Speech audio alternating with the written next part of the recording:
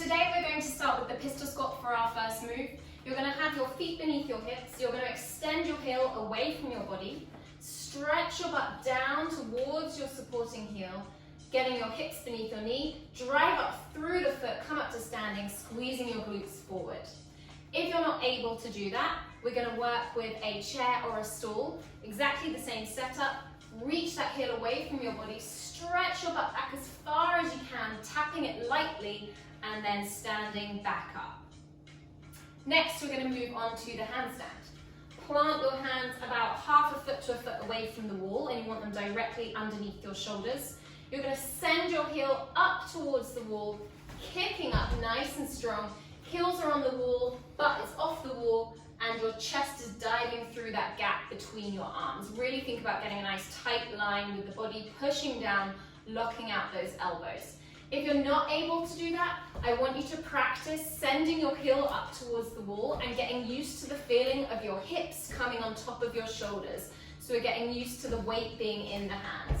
You might get one heel up, and when you do, you can then start to think about sending that second leg up to meet it.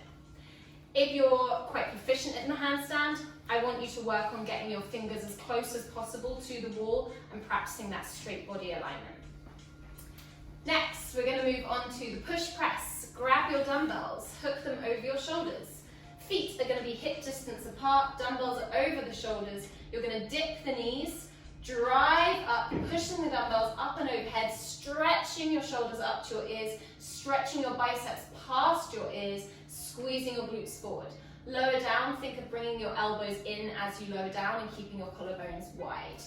And again, he dips, he pushes up and overhead. Think about sending your heels down as you stretch up.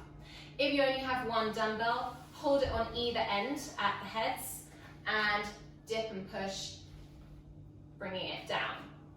You also have the option to use your plate. You're going to use it horizontally to the ground.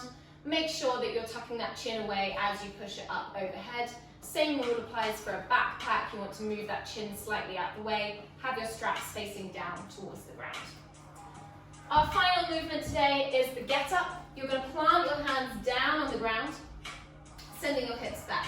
Jump up to a plank position, jump your feet forward and wide, and then stand up. So it's similar to our burpee, but we're not bringing our chest all the way down to the ground. And those are your movements for today.